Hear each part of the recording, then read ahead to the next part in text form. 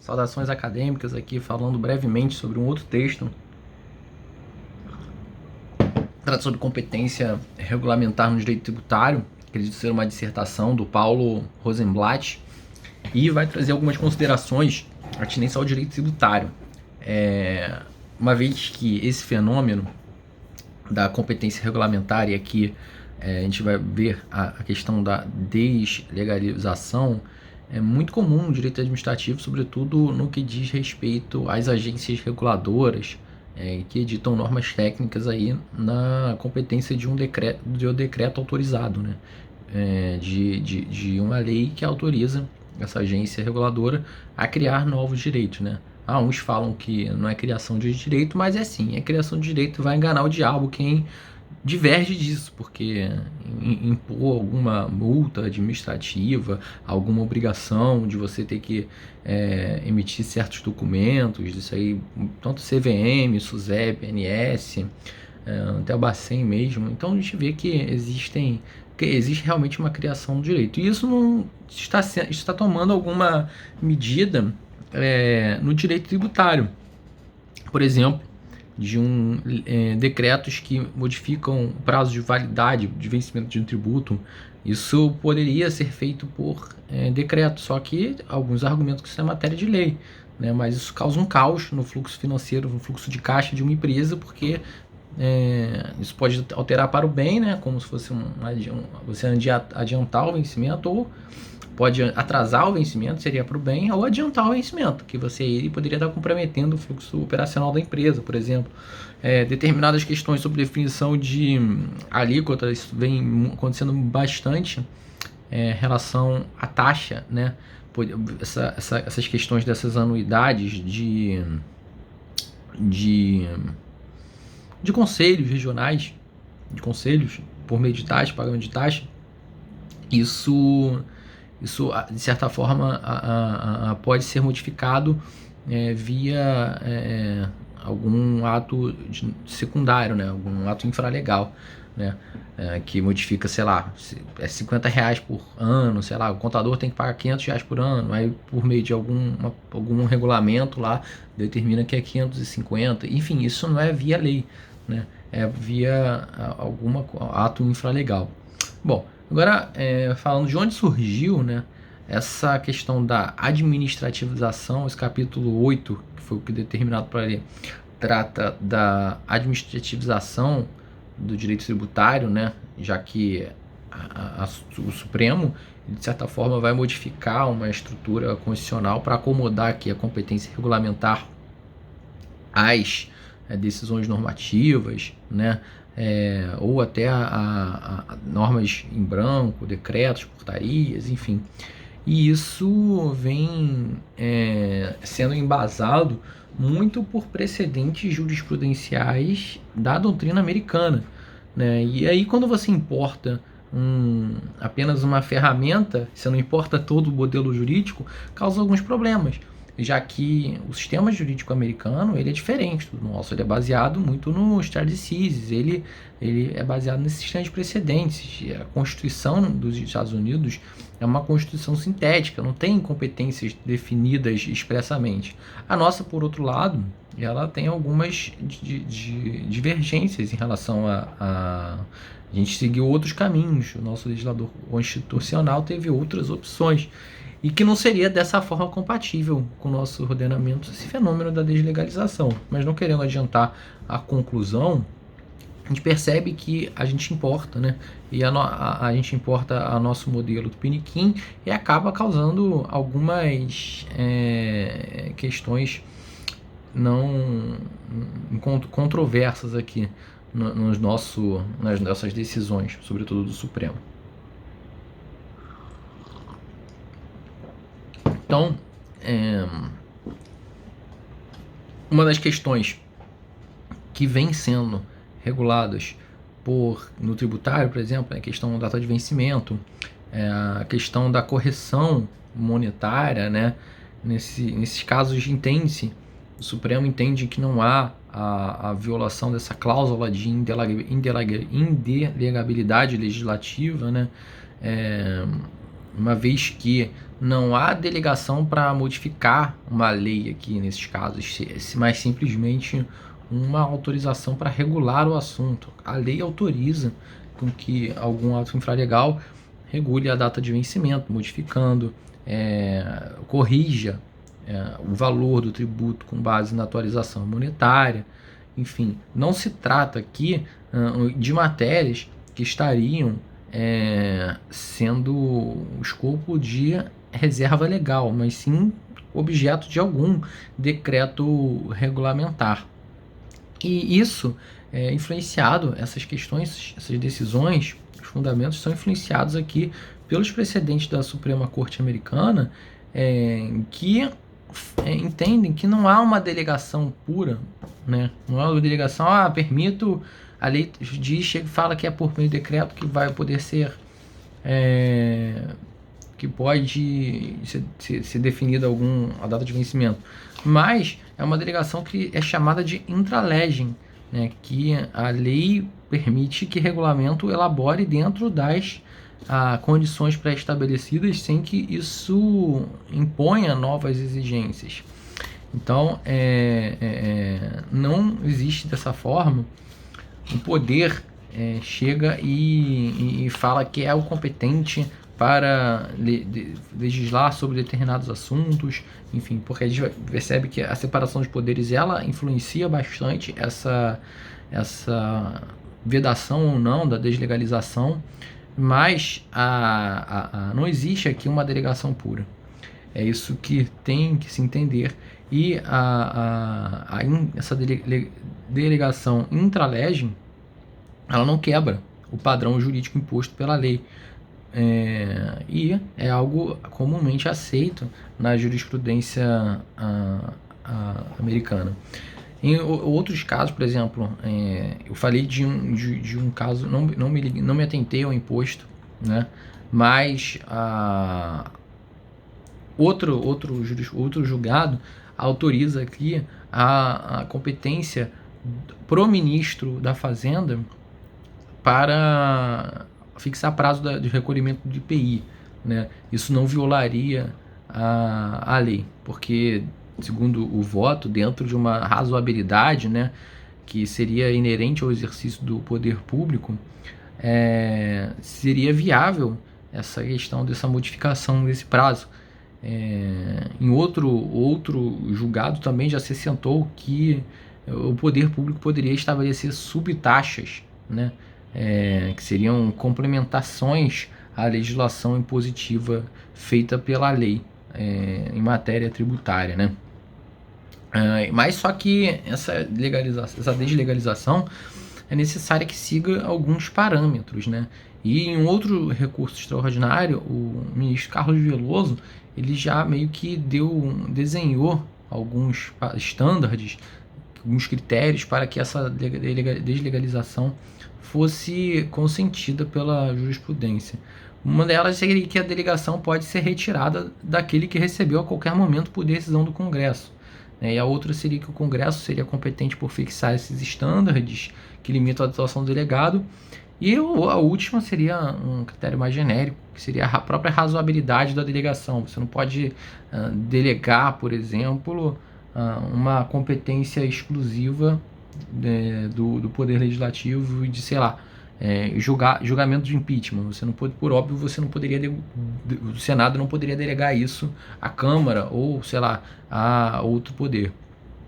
Então tem que ter alguns critérios a ser seguidos, e quando uma lei fixa padrões, condiciona e aí limita o executivo no estabelecimento, por exemplo, em outro caso, da alíquota do salário e educação, uma vez que a lei é incapaz de fixá-la adequadamente, porque deve-se observar algumas características fáticas em que o Poder Executivo ele tem acesso a melhores dados.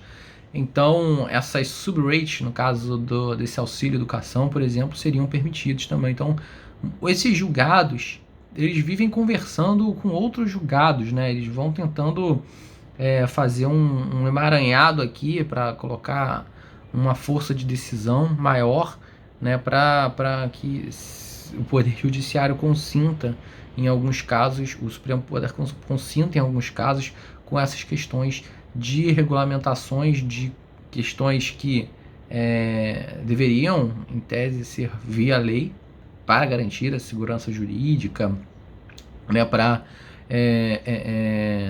ser mais compatível com o nosso Estado democrático de direito, né, sobretudo no que diz respeito àquele princípio de no taxation without representation. Então, como é que um poder executivo, uma pessoa só, uma concentração gigantesca de poder, aí pode modificar, impor deveres extremamente onerosos, né, para o contribuinte. E que é o caso, né, o nosso poder executivo aqui, ele é super dimensionado. Ele tem uma hipertrofia que pode, por sua vez, ocasionar essa falta de legitimidade. Por exemplo, as medidas provisórias que pode editar, até mesmo outras formas de alterar a alíquota e a IPOF, lógico, tudo bem, tem a sua função extrafiscal a cumprir, mas essa hipertrofia aí, em alguma medida, ou em certos casos, pode se mostrar excessiva demais, né? Bom, um caso aqui é que essa jurisprudência do Supremo, que fica fazendo menção à jurisprudência americana, né, sobretudo nessa delegação intra-legem, eles só pegam o que é bom da doutrina americana, no caso, só pegam o que é bom, aproveita só o que interessa. Porque se fosse considerar outras questões, por exemplo, se fosse importar o próprio sistema americano em si, o modo de julgamento deles, né, a gente ia perceber uma incoerência nas nossas decisões, uma vez que o sistema brasileiro, o ordenamento jurídico brasileiro, ele se comporta de forma diferente do que o americano, sobretudo porque a corte americana tem além de haver uma omissão total na Constituição sobre essas matérias de delegação, se pode delegar ou não, o sistema de separação de poderes dos Estados Unidos é diferente, né? As decisões da Suprema Corte dos Estados Unidos, elas são dotadas de uma autoridade muito maior do que a no Brasil, apesar de que no Brasil, pouco a pouco, vai tentando se editar, vai tentando fazer vão tentando emendar, colocando um poderzinho ou outro ali. O novo CPC deu bastante poderes para os tribunais superiores. A súmula vinculante é algo extremamente poderoso aqui no nosso ordenamento, né, que muitas das vezes é utilizada incorretamente, porque a súmula deveria basear em precedente, né? Às vezes a gente tem súmula que não pega em decisões, não pega decisões que são recorrentes, né? Pega uma ou outra decisão lá que o Supremo julga importante, e aí fala assim, vou deixar isso aqui vinculante. Aí coloca, faz a magia lá, a Vingardium Leviosa do Supremo, e aí vira uma lei, né? E aí consegue legislar positivamente o Supremo. Mas, voltando à questão da Corte Americana, existe essa questão do modo de julgamento, que o Poder Judiciário precisa obedecer às decisões tomadas pela Suprema Corte por causa do stare decisis, né? E voltando, não significa que aqui o Supremo tenha uma força fraca, pelo contrário, mas que nos Estados Unidos existe uma obrigatoriedade do Poder Judiciário seguir exatamente o que a Corte Suprema declara, ainda que não tenha aquelas questões que a gente tem aqui no Brasil de colocar repercussão geral, ser um recurso repetitivo, enfim, não existe essa vinculação via o sistema de processo, né? Mas existe sim a própria atuação do Poder Judiciário da cidade de outra forma. Mas, em virtude de uma ausência de exposição aqui da Constituição americana, sobre a competência do Poder Legislativo, ou de vedação, de delegação do Legislativo, aí a Suprema Corte Americana foi e construiu algumas fórmulas para que pudesse conformar esse exercício dessa atuação administrativa com a separação de poderes, né? Evitando assim qualquer pessoa dizer que foi uma violação aí à separação dos poderes, né? Então houve alguns motivos pelos quais a Suprema Corte autorizou, né? Sobretudo porque não está na Constituição que pode nem que não pode. Só que no Brasil também não está aqui no que pode ou que não pode, mas está que as competências estão muito bem definidas. O que cabe ao Congresso, o que cabe ao Poder Executivo, né? E que não haveria espaço para essas questões de delegações legislativas a regulamentos, né? Ou a atos infralegais aqui no Brasil. E mais, o autor aqui destaca, o Paulo Rosenblatt, que essa tradição de indelegabilidade de funções vem da própria repartição constitucional de competências, coisa que nos Estados Unidos não tem dessa forma que tem no Brasil. A gente tem um capítulo para falar do Executivo, um capítulo para falar do Legislativo, uma sessão para falar do Congresso, uma sessão para falar do Senado, uma sessão para falar da Câmara. Enfim, existe um desenho, né? Existem os artigos lá do 20, 21, 22 do TD4 que falam o que é bem, o que é competência de cada ente. Então veja, aqui no Brasil não haveria espaço para essa delegação legislativa, é o que o autor argumenta, como existe nos Estados Unidos. E importar essa questão da deslegalização, sem querer importar o sistema, é a gente querer só pegar o que nos interessa, né? E é o que de fato acontece.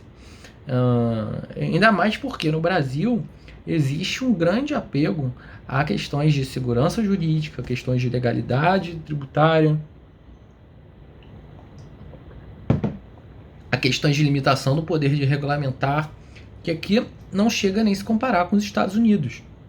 Então é inadequada o autor diz que é inadequada essa utilização dos precedentes da Suprema Corte para fundamentar as nossas próprias decisões, né? Enfim, só que é conveniente. Então, basicamente, são esses pontos sobre essa questão de importar a doutrina americana para o sistema judiciário brasileiro. Né? Em relação à deslegalização tributária, especificamente, né, cabe aqui definir o que seria a deslegalização, apesar de já citei algumas vezes, pelo menos a ideia, é um fenômeno, né, uma operação pelo qual uma lei, sem alguma regulamentação, sem regular expressamente o assunto, né, ou materialmente o assunto, abre o tema à disponibilidade da competência regulamentar da administração, via algum ato de normativo secundário, né? E isso pode, por sua vez, provocar inovações de alguma matéria, inclusive modificando ou derrogando a lei anterior. Então, né, a gente já disse também que no Brasil não existe essa... Eu disse que no Brasil não existe essa menção expressa da legalização, mas a doutrina administrativista vem recorrentemente aceitando isso, sobretudo que diz respeito aqui às funções das reguladoras, né? E aí o tributarista viu assim, olha, boa ideia, né? Excelente ideia, administrador, por que não fazemos isso, né? Bom, e aí a doutrina vem utilizando alguns argumentos. Uma questão é que uma defesa da deslegalização, deslegitificação, vem da própria Constituição, quando diz que, no artigo 48, diz que o Congresso pode dispor sobre todas as matérias de competência da União. Aí olha como filha da puta a doutrina é. Filha da puta. Porque pega dispor, a gente fala assim, alguém vai dispor sobre algum assunto, né? Vai dispor, sei lá, sobre sistema tributário, vai dispor sobre rios, vai dispor sobre autorização de atividade nuclear, vai dispor sobre o que for. Só que aí a doutrina pega assim, disposição e fala assim, dispor, né? Dispor, então, poderia tornar o assunto deslegalizável, porque eu posso pegar assim, o Congresso pode dispor sobre suas matérias, ou seja, pode colocar isso à disposição de alguém. E aí cabe essa interpretação, né, que é um pouco questionável, mas que faz sentido, por isso que a doutrina é filha da puta, né? Por isso que é uma saída espertinha, né? Apesar de que a gente sabe, porra, não pode ser isso a definição, né? Não pode, o dispor não pode ser não pode ter esse significado, porque pegar, é querer ser muito malandrinho, né? Enfim, superado esse ponto, né? Essa tese vai tentar se justificar porque a delegação decorreria de uma conjugação dos esforços entre os poderes, né? A partir do momento que o Congresso disponha da competência normativa por meio de uma lei, e aí nessa lei ela fixa as finalidades, os objetivos básicos, um campo de atuação, ela vai conformando, né? Ela vai informando ali o que o objeto infralegal tem que fazer, né? E é lógico que essa deslegificação encontraria alguns obstáculos em algumas matérias que não poderiam ser regulados, né? Por exemplo, o que eu falei agora mais cedo, sobre vamos delegar o julgamento do impeachment. Óbvio que não pode, o Senado não pode delegar isso. Enfim, ou também questões sobre agências de petróleo, sobre telecomunicações, alguns assuntos que são de competência exclusiva e não admitem que possa uma pessoa, que seria o Poder Executivo, determinar as questões por meio de decreto. Outra limitação é quando há expressamente a menção na Constituição sobre matérias de reserva de lei, né? Então, isso não poderia ser via diante de decreto, justamente porque a Constituição determina que deve se observar a lei. Bom, existem alguns outros países, e aqui ele pega o exemplo Espanha, se eu não me engano. Espanha, em que a deslegalização é entendida como uma autorização pela própria lei que vai regular a matéria, né, para que suas previsões que possam ser modificadas ou revogadas por regulamento. Isso aqui não é aplicável no Brasil, porque veja, aqui a lei está autorizando que algo inferior a ele, um decreto ou algum ato infralegal, revogue a própria lei, e aqui a gente não admite isso. Nosso ordenamento a gente baseia-se nesse sistema de autorização, uma lei não pode ser revogada por alguma coisa inferior a ela, né? Então existe, o autor levanta essa doutrina aqui, mas que não é aplicável essa questão de um regulamento revogar ou modificar uma norma legal, né? Bom, vem aqui uma decisão importante que é sobre fixação de prazo, né, do IPI, que aí a gente vai analisar especificamente, que decidiu aqui pela possibilidade da deslegalização de matéria tributária, né? Foi em recurso extraordinário, se eu não me engano, foi em RE, e o RE subiu, né, porque foi julgado no TRF antes. E aí o TRF, um voto dissidente, o juiz Orlando Rebouças, ele recorreu ao artigo 7º para decidir do voto, né, e autorizar, entender como autorizado essa modificação do prazo do IPI via decreto, né, via algum ato infralegal.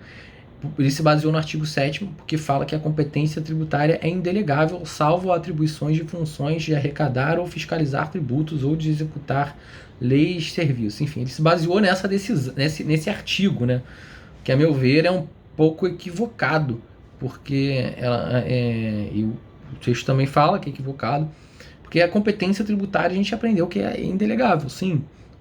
Essa competência de legislar é definida pela Constituição.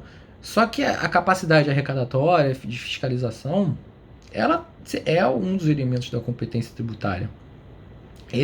O CTN não quis dizer que a questões sobre lei, editar uma lei, né, fosse delegável ao Poder Executivo, né, ou editar alguma questão com força de lei, né, que seria, aparentemente, mas que foi decidido que não é, a definição de prazo, né, para recolhimento do tributo,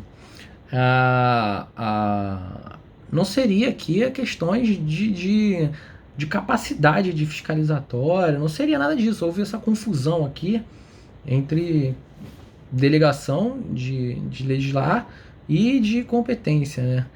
Foi uma confusão que o autor destaca entre competência tributária e funções tributárias, né? Enfim, e aí acabou confundindo as coisas, mas foi um voto dissidente que o recurso subiu, né?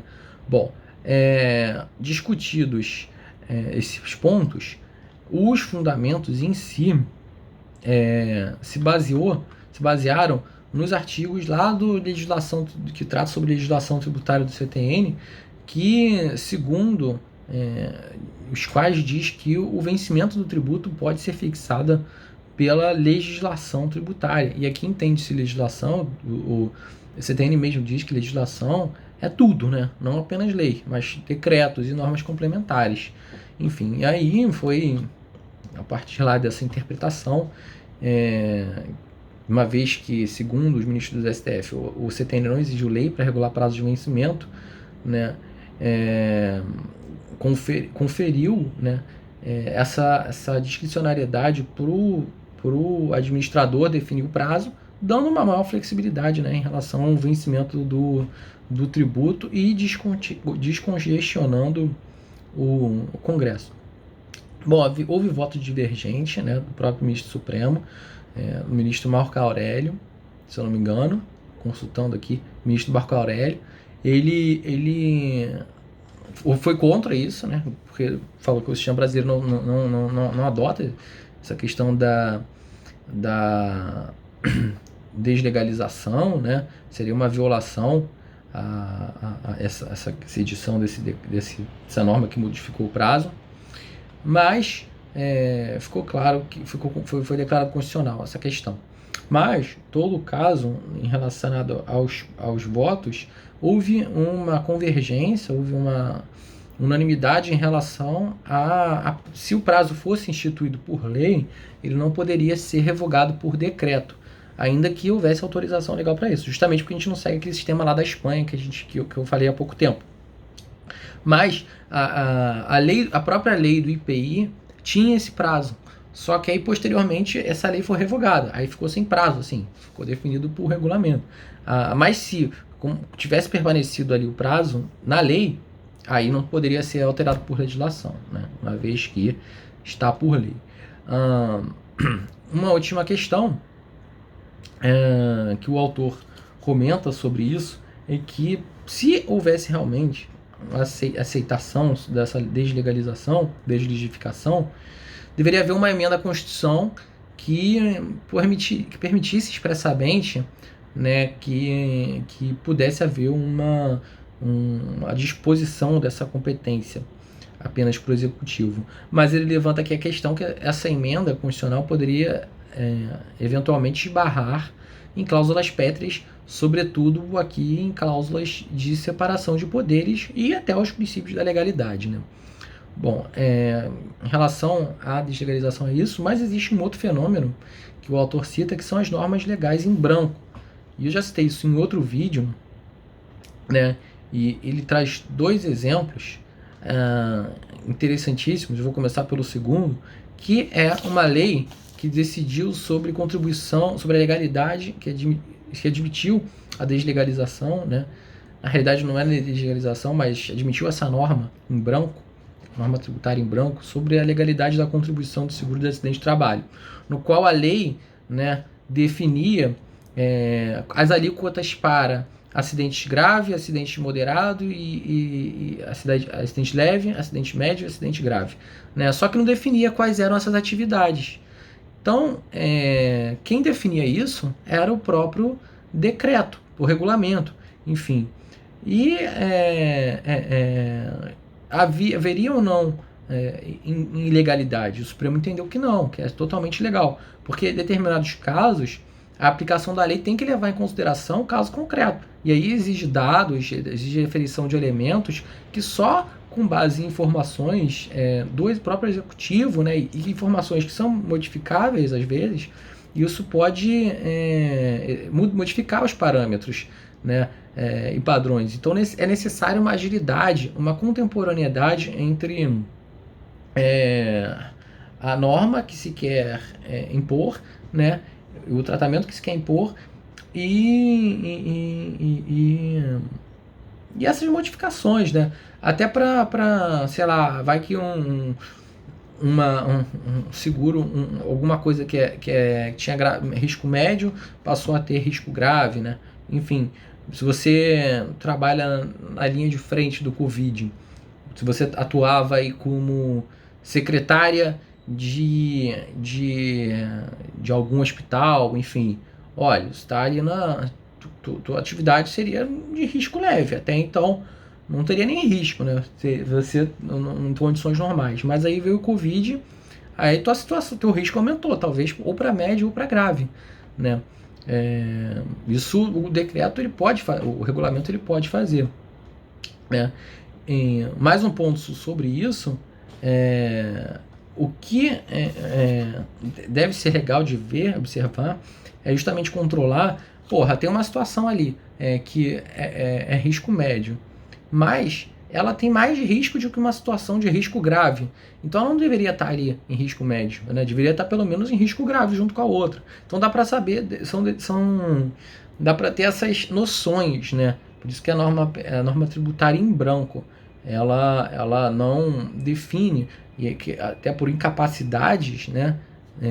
Não consegue definir ela mesma quais são todas as situações de risco médio, quais são todas as situações de risco moderado, quais são todas as situações de risco baixo ou grave, né? E uma outra questão, para fechar o vídeo, foi a competência atribuída, atribuição para fixar tabelamento de preços de mercadorias, né? Uma vez que está escrito lá na lei que o legislador, esse tabelamento deveria respeitar variação de preços e flutuações de mercado, né? Então, caberia ao próprio executivo observar essas variações para fixar esse tabelamento, né? E verificando os produtos e os preços atuais, né? Para poder ficar modificando essa tabela de forma mais ágil, né? Porque não pode ficar parado no tempo. Imagina se o Poder Executivo tivesse que esperar uma lei para atualizar o valor de um iPhone. Ele está desde 2010, 2015, essa lei para tentar ser aprovada. Até ser aprovada uma nova lei, já tem um iPhone, sei lá, 20. Então, necessita então ter certa flexibilidade, né? Uma vez que